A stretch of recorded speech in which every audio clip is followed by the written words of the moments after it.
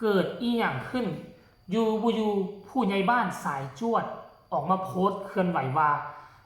ถ้าบ่มีพ่อกับแม่พวกเฮาก็บ่มีวันนี้จงใจไว้จะเฮ็ดอีหยังต้องให้สมเกียรติสมศักดิ์ศรีท่านหลังจากที่โพสต์แบบนี้ไปก็มีคนเข้ามาคอมเมนต์เฮ็ดเป็นหัวเราะฮ่ามันก็เกิดเรื่องเข้าสิบาดนี้กราบทักทายสบายดี FC ทุกทาน FC ทุกคนมาพบมาพ้อกันเช้านี้อาจจะบ่มีเรื่องราวเกี่ยวกับหักแพงอาจจะบ่แม่นเรื่องราวเกี่ยวกับน้องอาอายแต่มันก็เกี่ยวข้องกับวงการหมอลำเส้นเดียวกันหมอลำวงนี้ก็อยู่มาได้ปีที่4ปีที่5เส้นเดียวกันกับเสียงวิหกหั่นล่ะท่านผู้ชมเนาะถ้าเอ่ยชื่อทุกคนก็น่าจะฮู้แล้วคันสิเว้าแล้วก็เป็นวงพี่วงน้องกันกับสาวน้อยเพชรบ้านแพงแต่คันสิเว้าอีกแนวนึงก็ในความคิดของ FC แฟนคลับก็ว่าเป็นวงไม่เบื่อไม่เมาว่าซั่นเด้เพราะว่าบ่ค่อยถูกกันหลายว่าซั่นเนาะ FC ทั้งสองฝากฟังก็เคยทะเลาะวิวาทกันแล้วเคยไปโจมตีเคยไปใส่ร้ายป้ายสีทั้งเมียของผู้ใหญ่บ้านสายจวดมาละลอกนึงแล้วต้นปีนี้เจบอลเราก็เคยเฮ็ดคลิปไปก็เช่นเดียวกันมีคนเข้าไปใส่ร้ายป้ายสีว่านั่นแหละแนวนี้แหละตนนี้ออกจากวงเก่าพาลูกเต้าเหล่ากาของเขามาสร้างวงใหม่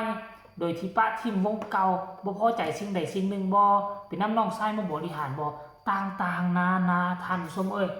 จนว่าผ่านวิกฤตการณ์ตัวนั้นมากลัวจะผ่านมาก็ลงลุกคุกคานจนแม่พรพิรดีออกมาไล่สดต่างๆนาโอ้ยบ่มีวงใดดอกที่จะบ่มีปัญหานะการที่เป็นกระแสดราม่ามันบ่แม่นว่าจะเป็นสิ่งที่ลบและมันบ่แม่นว่าจะเป็นสิ่งที่ล้มเหลว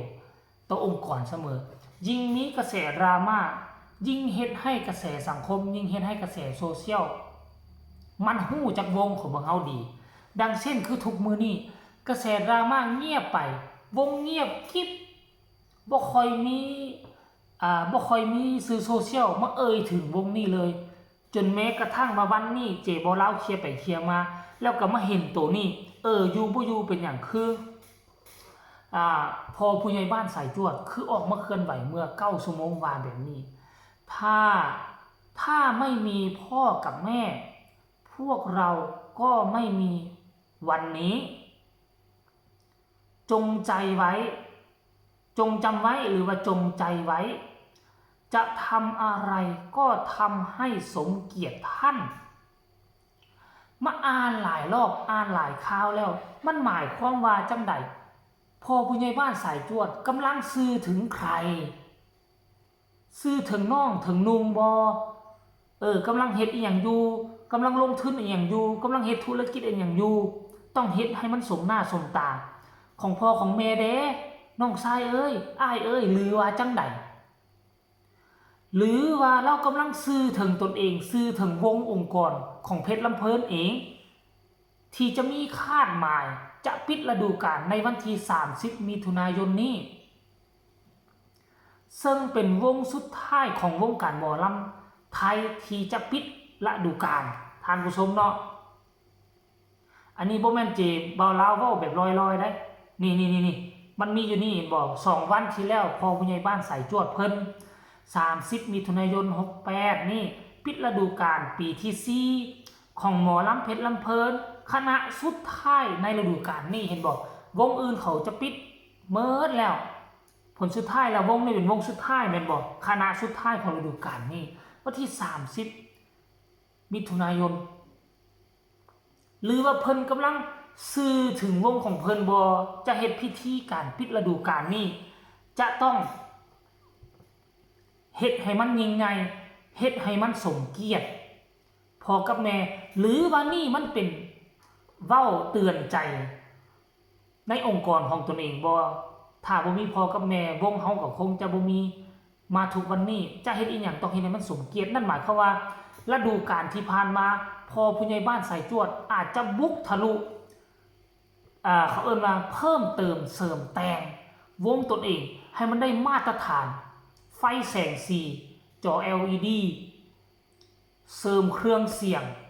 เสริมบุคลากรบ่ว่าจะเป็นแดนเซอร์มือกองนักดนตรีแล้วก็นักห้องศิลปินจะเสริมเข้ามา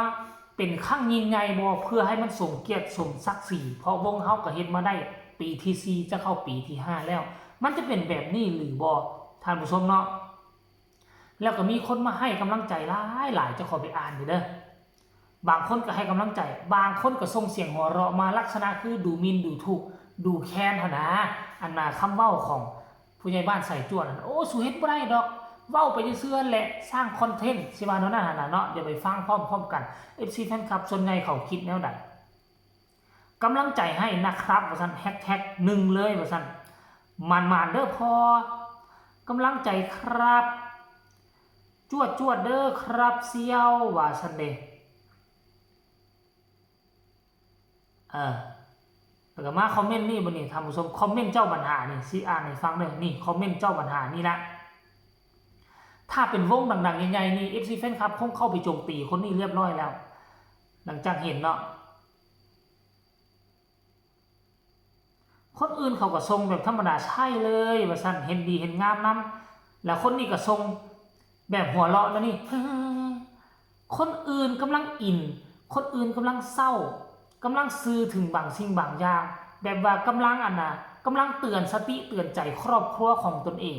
ว่าจะเฮ็ดอีหยังต้องเคารพพ่อเคารพแม่พ่อแม่เป็นผู้สร้างแต่งมาจะเฮ็ดให้มันเกิดเลยจะเฮ็ดให้พ่อแม่เสียศักดิ์ศรีถึงว่าพ่อเพิ่นจะบ่อยู่แล้วแต่ว่าผู้นี้เป็นไผส่งมาหัวแล้วนี่แล้วก็มีคนมาตอบคอมเมนต์นี่เนาะท่านผู้ชมเห็นบ่หัวเราะอะไรมันพอที่จะหัวเราะด้วยหรือคนที่ส่งหัวเราะมากะบ่ตอบมิดเงียบอยู่ท่านผู้ชมเนาะอันนี้แหละคือมันมีคนจ้องกัดอยู่บ่ว่าเฮาจะเฮ็ดหยังมันก็มีคนมาคอยคัดขวางคอยโจมตีมันมีอยู่แล้วทุกองค์กรถ้าบ่มีพวกคิดต่างองค์กรเฮาก็บ่สามารถพัฒนาก้าวกระโดดขั้นได้มีพวกคิดตามมีดราม่ามันจึงเกิดกระแสแล้วสื่อสังคมก็เอาไปทำข่าวมันเฮ็ดให้วงเฮา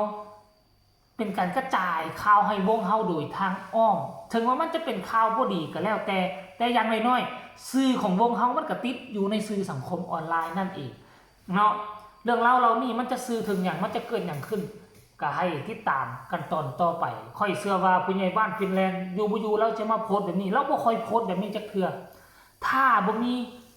เรื่องราวที่สำคัญ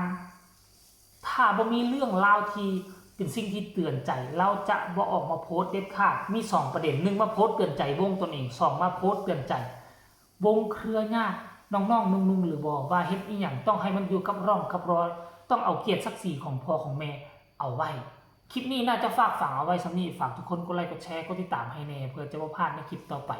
ที่สำคัญจะกดข้ามโฆษณาพบกันใหม่ในคลิปหน้าสำหรับคลิปนี้ขอกล่าวคำว่าสบายดี